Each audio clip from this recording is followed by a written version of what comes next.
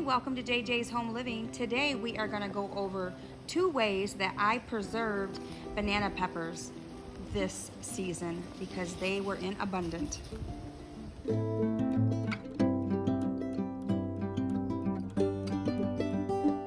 So our first method that we're going to do today is we're going to can some pickled pepper rings. And throughout the season, as my banana pepper plants kept producing more and more peppers, we would just wash them and stick them in a freezer bag and put them in the freezer until we were ready, till we knew what we really wanted to do with them. And then we pulled them out. I let them de-thaw out, and now we are just snipping them up with scissors. Easy peasy.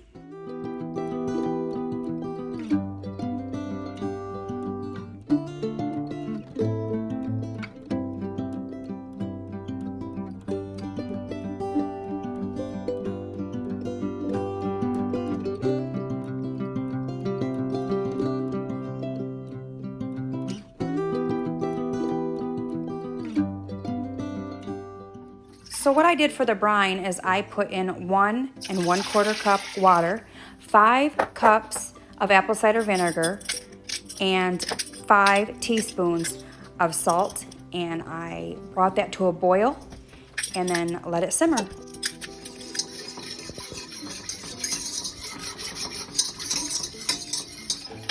It was so nice outside and too hot to be canning inside that I had the turkey fryer, the propane burner, and I filled the canner with water and got my jars in there to get nice and hot.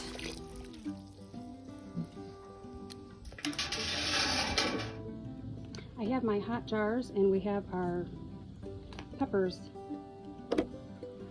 cut up, and I'm going to use mustard seed. It says to use a tablespoon in each pint jar. So this is mustard seed, and then I'm going to use celery seed. And celery seed, you're only going to use a 1/2 tablespoon. So I put this in. I'm going to put the other spices in. I'll get the celery seed, and then I'll fill the peppers in. And then after I get the peppers in, then I'll fill it with the brine, and I will be back.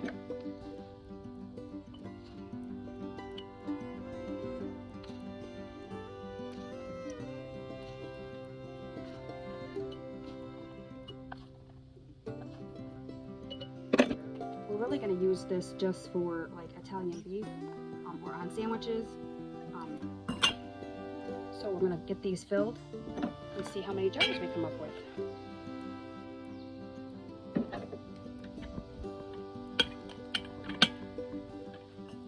And on these, you're going to want a 1/2 inch of headspace.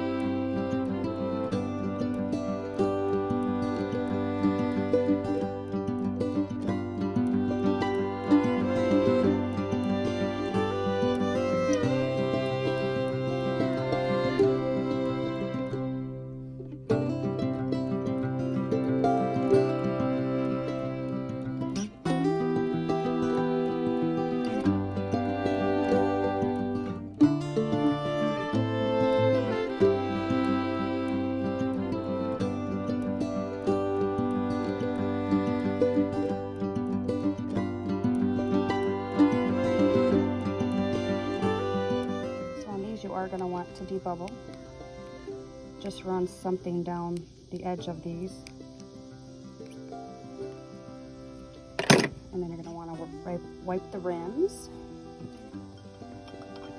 And put your lids on. And then again, just finger tight, not cranking it, just finger tight. One thing when you're canning pints is that you're going to want a rack to put them on. The rack that comes with these canners, you can only fit 7 in, and you can't fit 9 in. So I use this one right here. I got the heat on, and I'm going to wait for it to come to a boil, and then I'm going to process it for 10 minutes.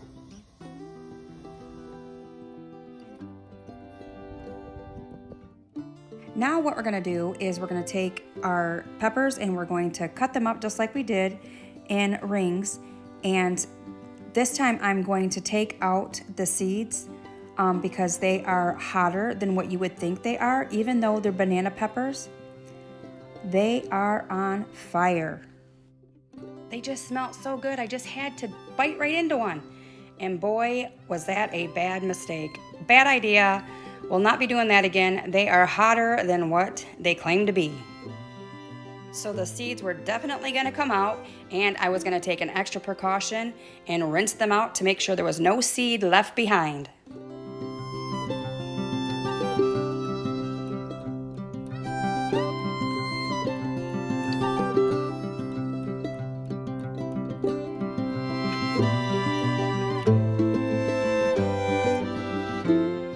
One thing I will say that if you're going to ferment or make like dill pepper rings just to put in the refrigerator, you are going to want to use fresh peppers, not the ones from the freezer, because the ones in the freezer had a lot more water in them. So I think the ones that I canned, I think are going to work better for like over a roast or something like that. These ones right here are going to be, my fermented ones are going to be yummy in salads and on sandwiches, and you want the fresh ones to be able to ferment with.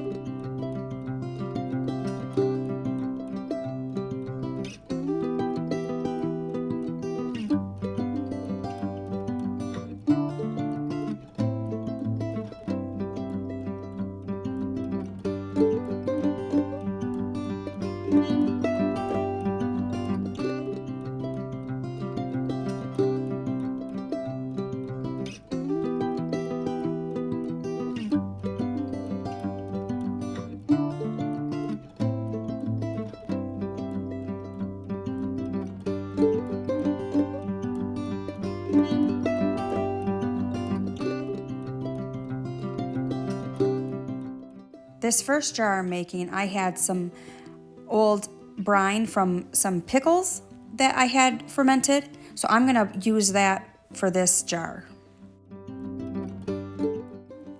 For the ones that I just put right in the refrigerator, I needed a little bit more pickling brine, so I went ahead and made a little batch of that so all the peppers would be covered. And then those ones I put in the refrigerator. But the ones that I am going to be fermenting, those ones I do a little bit differently. And for the brine, it's pretty easy. You do 4 cups of water, and you are going to need 4 teaspoons of sea salt. I use the Redmond real salt. And when you make the pickled peppers, you can put I put fresh dill in mine. And you can even use your store-bought dill seed or dill weed. And you can put garlic in there even if you wanted. And these ones I'll just put in the refrigerator for about 4 weeks and then give them a taste, because I really want them to soak in all that dill flavor and be, kind of taste pickled. Anytime you're going to ferment, it is really good for your gut health, any kind of vegetable you want to do. And you just do your brine the same way, 4 teaspoons of salt to 4 cups of water, and make sure the salt's dissolved really good. And then you put your weight on there to push the fruit underneath the brine. And then this right here is a pickling pipe, and you put that on with your lid, and I only had regular mouth. so the air can escape out of there. But this one I had to use a lid for, but I just put it on loosely so it could still ferment in there. And then I just put it on the counter and let it set. Around day 10, go ahead and give it a try and taste them and see if they're to your liking. If they are, you can go ahead and take the pickling puck out, or the weight, whatever you have in there, and put lids on there. Go ahead and tighten them and put them in the refrigerator, or you can put them in your pantry. Thanks for watching. God bless.